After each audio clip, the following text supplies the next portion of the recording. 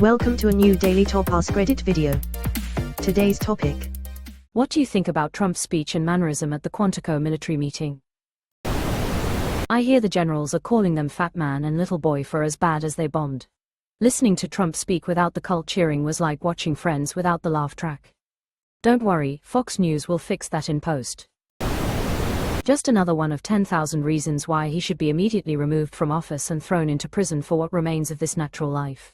He openly declared war on American citizens on American soil. He is a traitor and a danger to this country and the rest of the world. Yeah, the top comments don't mention that what he said was essentially a directive to go after the radical left with the military. Preceded by our supposed Secretary of War removing the stupid rules of engagement and untying the hands of the military to intimidate, demoralize, hunt and kill the enemies of our country, i.e. anyone who gets in the way of Trump. This most definitely needs to be highlighted and talked about more than it currently is. Exclamation mark. He's doing a huge public service by showing everyone exactly what malignant narcissism looks like. And he has a 90% approval rating among Republicans. 90%. If there is ever a reckoning, you might never find a Republican that admits to supporting him. But never forget that 90% of Republicans watched it in real time and said, yes, I support that. When your Republican neighbor, or uncle, or acquaintance hedges and says, well, I don't know about Trump's actions, know that they are full of shit. Edit *, I replied below, but source from 4 days ago. https://www.newsweek.com/donald-trumps-disapproval-rating-among-republicans-is-now-in-double-digits-107185544. September 27, 25. The survey by Quinnipiac University says 10% of registered Republicans disapprove of the president's handling of his role, thought the vast majority, 86%, approve of his presidency. Exactly. I just want to highlight something important here. You said, you all can bet your fucking asses that if this finally dies out, all of these Trump supporters and voters are gonna try to pretend that they didn't vote and support one of the most evil human beings alive. Don't ever let them forget, hold them accountable. My uncle, we all have one, insists that Obama was a raging narcissist but Trump is a man of the people. I sometimes wish I could be that ignorant. My parents are Trumpers too and I hear the same thing. The thing I don't get is that they are immigrants, now citizens, who came from a communist country. I just don't understand how they don't see the parallels with where they came from. I try to point out that if they came now then Trump would probably kick them out. Of course they scoff at the idea and say they aren't the bad ones, as if that matters to Trump. Ugh, it's so infuriating. He cut an absolutely ludicrous figure even by his standards. I have been watching Trump rallies for nearly 10 years at this point and I can honestly say this was probably the most unhinged spectacle he's ever delivered. His dentures were whistling, he was making the most bizarre noises, and very little he said made any sense. There was also, under the ridiculousness, some incredibly dark content about his intention to deploy the military against Americans he doesn't like. I wonder how many people in that room had ever actually seen the real Trump before, as opposed to the heavily sanitized media caricature of him. They've certainly seen the real Trump now. He spoke in front of the highest-level military officers in America and threatened to fire them if they do not like what he says. He has zero respect for any military personnel and he thinks he can just bully them like everyone else. I guarantee that line about losing your rank and career pissed off a lot of people in that room. Imagine some fat piece of garbage threatening your extremely prestigious career that you've spent your entire life working towards and very few people achieve. Just because he doesn't want his feelings hurt. I work at an insurance company, and if some out-of-touch rambling CEO started a meeting off with threatening my job over his feelings, I'd be instantly thinking, fuck this guy, no matter what else he said after that. I doubt after that display the military would follow those kind of orders. One can hope. What I worry about is that they may use the "you're too fat for service" pitch to get rid of anyone who might oppose their orders. That way when they give the order to target unarmed civilians who are peacefully protesting, they will follow the order. This place seems more and more like Russia every day. How long before we have a rash of left-leaning politicians and judges committing suicide by jumping off tall buildings? You glorify the people in the military far too much. The right-wing lower class uses the military as a means to escape far more often than the left does. Incoherent, angry, vindictive, signs of dementia.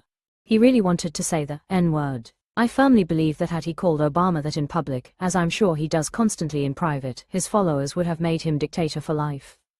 Obama committed the unpardonable crime of being successful and respected.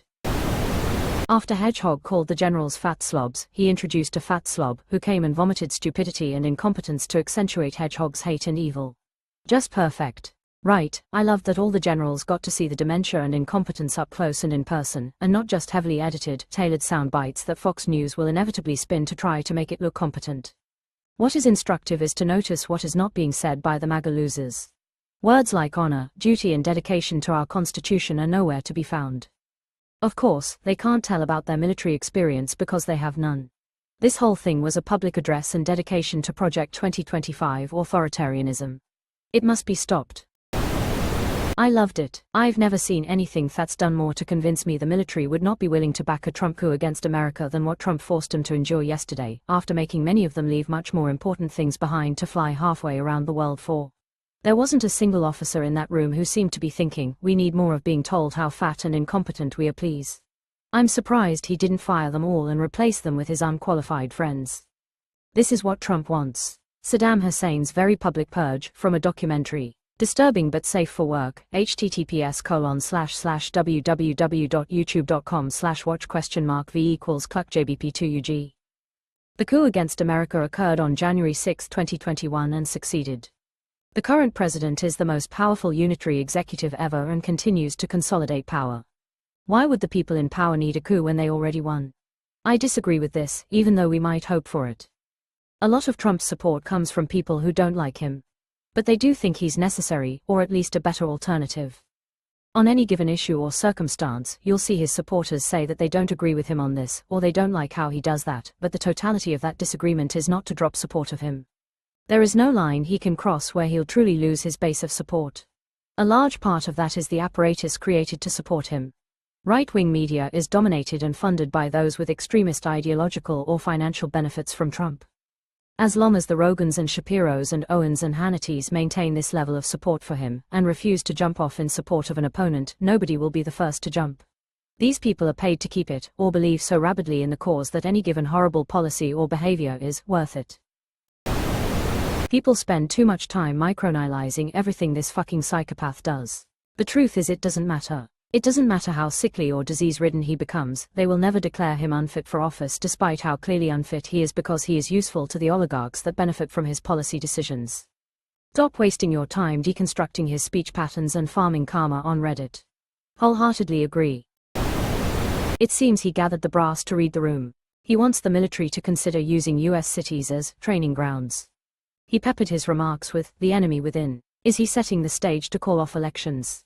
Of course he is. I get the sense it's basically this, but without the reading the room part.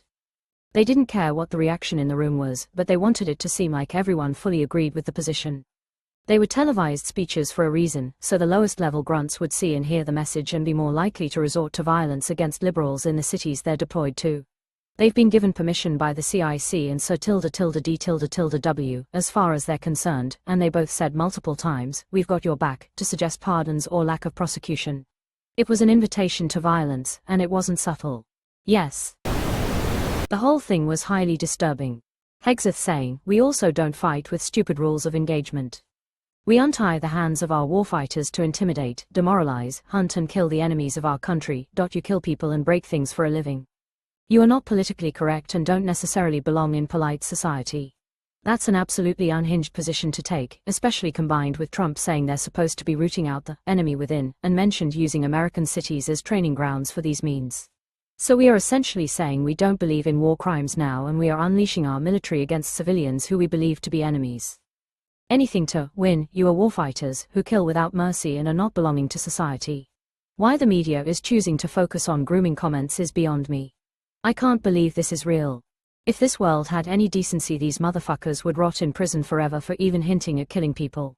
We actually have pure unadulterated evil in charge of our lives now. What the fuck? You are not politically correct and don't necessarily belong in polite society. Anyone in that situation should never be deployed in a public-facing area, and certainly never allowed in the police once retired. It was too embarrassing to watch. When my dad was that incoherent, he was already in assisted living. And he was still a much better person, not a rambling windbag spewing insults, grievances, lies and self-aggrandizing nonsense. Just confused. So even dementia isn't an excuse for behaving like Trump. Trump has spent his entire life in assisted living. If my dad acted like that, I would have definitely kept him away from household appliances. Canadian here. The 51st state talk in front of the US military brass is really not helping me believe they wouldn't invade us if ordered. I promise you not a single sane American wants to go to war with Canada. So 1 out of 3 maybe. Not good enough numbers. We're tough, and we would fight back. Hell, Quebec would even stand with the rest of Canada for that fight. Here's the thing about Quebec, they would believe, if it weren't even real, that they're all supposed to speak English under a Yankee annexation. And that doesn't fucking fly for them. The last time they fought for their culture, bodies were showing up in car trunks. A resistance in Canada would be at its worst in Quebec. If anything, the rest of Canada would be following their pace. Something that unites Quebec and Canada, other than love of Putin. I mean, he's saying he wants the military to use American cities as training grounds. This is a sick mindset. Training grounds for what? Toronto, Vancouver, Hamilton, Halifax, Calgary,